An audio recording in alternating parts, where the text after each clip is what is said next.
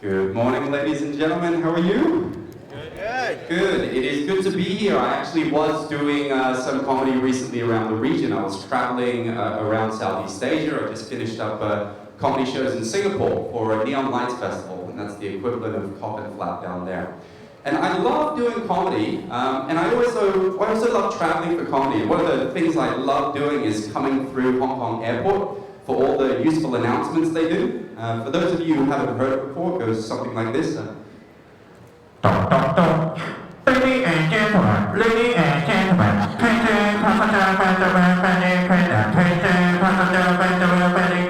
this is the final boarding call for CS5119 to Jakarta. Please go to the gate. Thank you very much. Okay, thank you.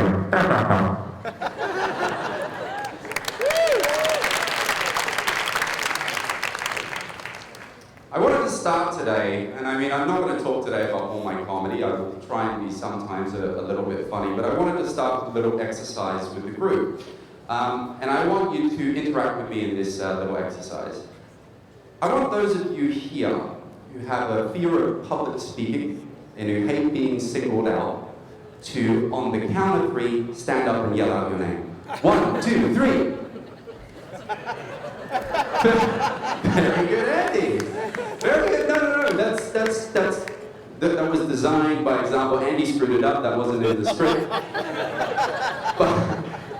But it's not an unusual reaction. I think a lot of people get very scared of public speaking being called out. And we all experience this pretty much every few weeks or every couple of days. We did it as a kid when we would go to a conference or we were in class, and the teacher or the annoying MC would say, why don't we start the session by going around the room and everyone can introduce themselves. And you know when that happens, you hate it, don't you? You hate it. And you literally start going around the room and you're just not even thinking about what anyone else is saying. You're just thinking about, what am I going to say? What's my name? How do I say my name?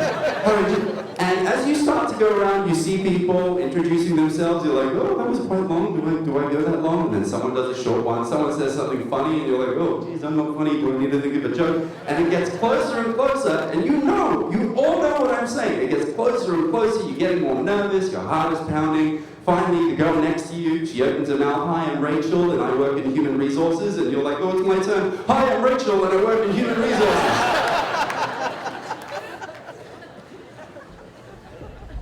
We've all been there. We've all been there. And it brings me to the topic that I wanted to discuss today, which is similar thematics to what we were discussing this morning, which is the topic of fear. Okay, we're all chicken shits, I can guarantee you.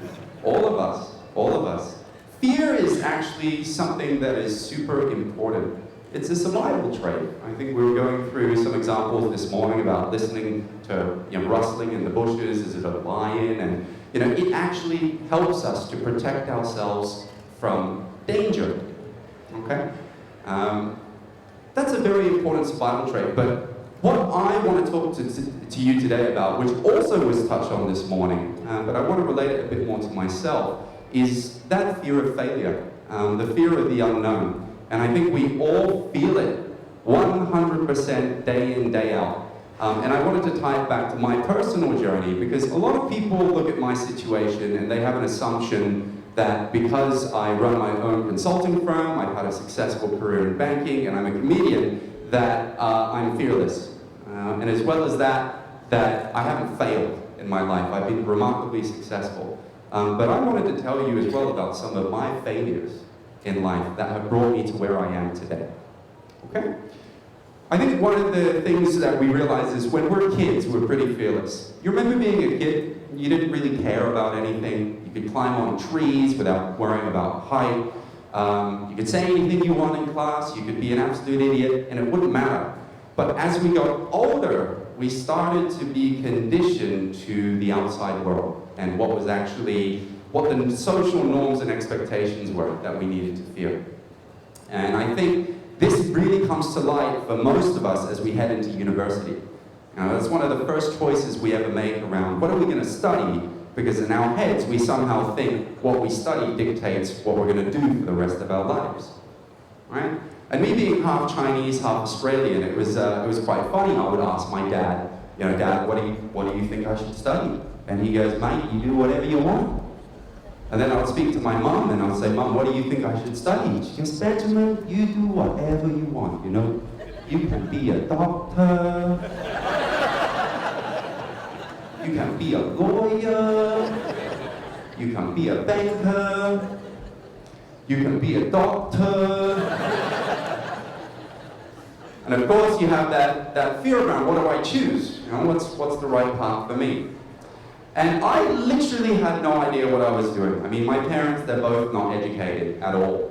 But I did meet, thanks for laughing at that, John. That wasn't the punchline.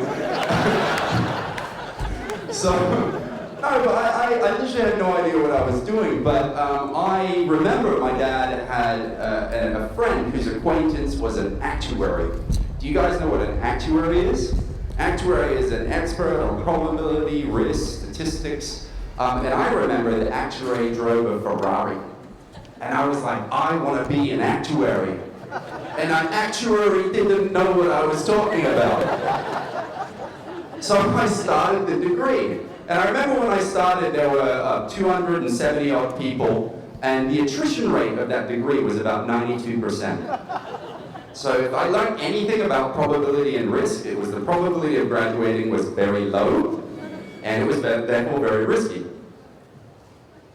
So I stuck it out for a first semester. Guess what my results were? 4 subjects, F, F, F, I. Yeah, I looked at the transcript and I said, what's an I? It was incomplete. I did not get far enough to fail. I did not meet the minimum failure criteria for that subject. And then I dropped out of university. I dropped out for 6 months to go travel around the world and work at a glamour photography studio, which made my mom so proud. But I realized that wasn't for me, okay? And that was my first technical failure on paper, although it wasn't a failure, it was an incomplete.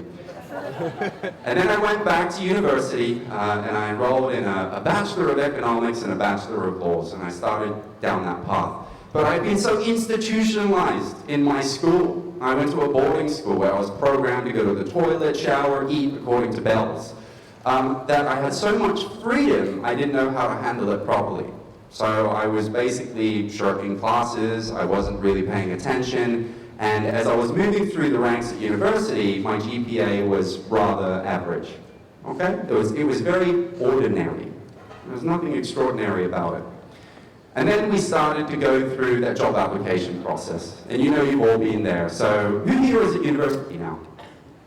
And what would you like to study when you finish? I mean, what would you like to do when you finish university? Go into finance. It's the only job you can do in Hong Kong, right? You remember all these things when you were young? You're like, I want to be an astronaut, or I wanted to be a magician, and then you realize there's no graduate application for those roles, so you have to be a lot more realistic. So I basically wanted to be an investment banker. Okay, I thought that's what I wanted to do. And I started to study a bit harder. I realized you needed to be very bright to do that. So I started to study a bit harder, pick up my GPA, and then I applied to a whole bunch of different jobs, actually. I applied to law. I applied to every big law firm in the world. I applied to every big investment bank in the world. And I applied to every big management consulting firm in the world. Do you know how many job offers I got? 0. Not one. And the only thing that I could fall back on where I got my first job was at PwC, PricewaterhouseCoopers. And my mom was so proud, she'd always be like, oh, Benjamin, my son works at PCCW. So I worked in a call center, according to my mom. And I started with that career, but I knew that wasn't quite the right thing for me, so I didn't want to continue with that. And I thought technically that was a bit of a failure on paper, because I didn't get what I wanted to get, okay? I didn't achieve that ideal investment banking job. and I thought I was stuck. I was a tax consultant. I was doing tax returns. Tax returns. I did not say that as a kid when my teacher asked me, what do you want to do? I want to do tax returns when I get older. No, absolutely not. And what I did is I went back to uni again, and I picked up my degree again. I studied even harder, and then I applied for another graduate role in investment banking once more. And I got into a firm called UBS. And that's where I started my career. And I moved up through UBS, I had a great time, and then there was a little itch inside me that remembers, oh, I wanted to do management consulting. I always wanted to be a consultant. I had them come and present to me, come and present to my bosses, and I was always enthralled and amazed by what they would do. So I applied, and I got in. And I'll tell you what, I was scared out of my mind. Back to the concept of fear. Because I didn't know if I was smart enough to do the job.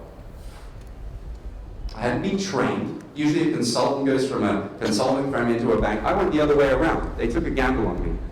And I'll tell you, I literally felt like I was drowning as soon as I started. There was a period where I wanted to quit my job immediately.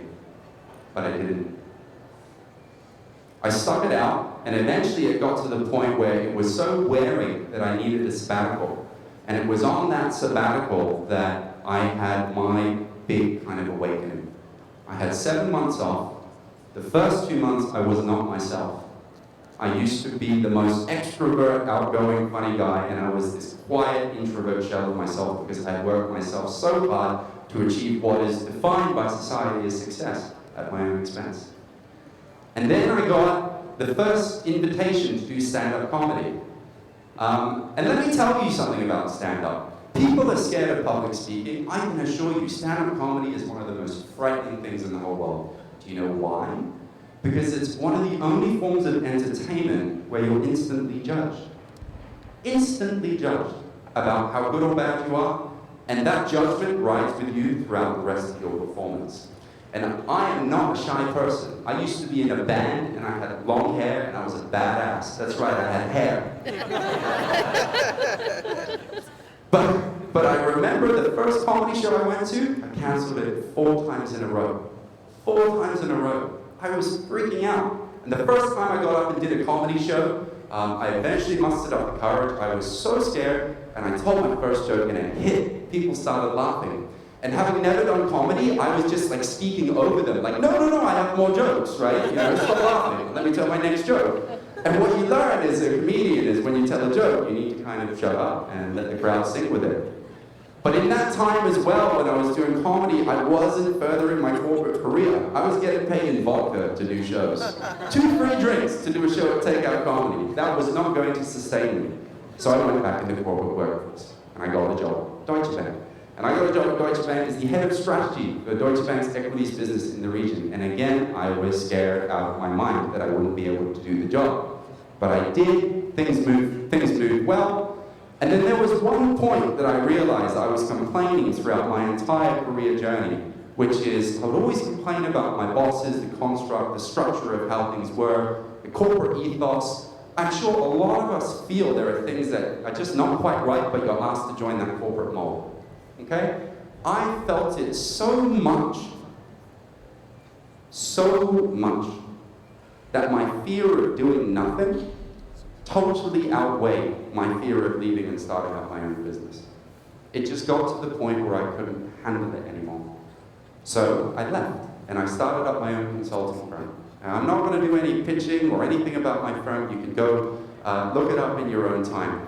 But I'll tell you what, I literally found so much about the way that traditional consultants did things is not quite right. I found things broken. I found things low value add. And I know a lot of other people did too, but no one was prepared to do anything about it. So I took the risk, put my neck on the line, and went out. And I'll tell you what, facing that fear head on has been the most rewarding thing. I am not someone that is going to ever quit comedy. A lot of people ask me, how can you do comedy and be a CEO of a consulting firm at the same time? And I said, they're exactly the same thing. I just tell jokes to companies instead. But I do love what I do, and I'm very excited for my next phase of comedy. I'm going to do a bit more travel. I have a 1-hour show coming up, a 60-minute show where I'm just going to be speaking for that entire hour. Thank you. And I remember one of my friends was saying to me, Ben, you know, haven't you never done a 60-minute show? I said, no, the most I've ever done is 30 minutes. And he said, well, if you've only ever done 30 minutes, how are you going to do a 60-minute show? And I was like, well, I figure I can do like one of three things, right? I can either do my normal 30-minute routine, but just speak at about half the pace. And he's like, that's stupid. And I was like, all right, then I can just speak normally, but have big pauses between the things I want to say. And he's like, that's even more stupid. And I was like, all right, then I'll just repeat every joke twice. And he goes, Ben, you're not getting the point. How are you going to do a 60-minute show? I was like, well, I figure I can do one of three things. I can either do my normal routine and just speak at about half the pace. And he was like, dude, that's stupid. I was like, all right, then I can just speak normally, but have big pauses between the things I want to say. And he's like, that's even more stupid. I was like, then I can just repeat every joke twice. And he goes, Ben, you're not getting this. How are you going to do a 60-minute show? And I was like, I don't think you really get this joke. And you know what, I can see there are a couple of you here that also don't get this joke. So to be clear, guys, I can do one of three things. Ladies and gentlemen, my name is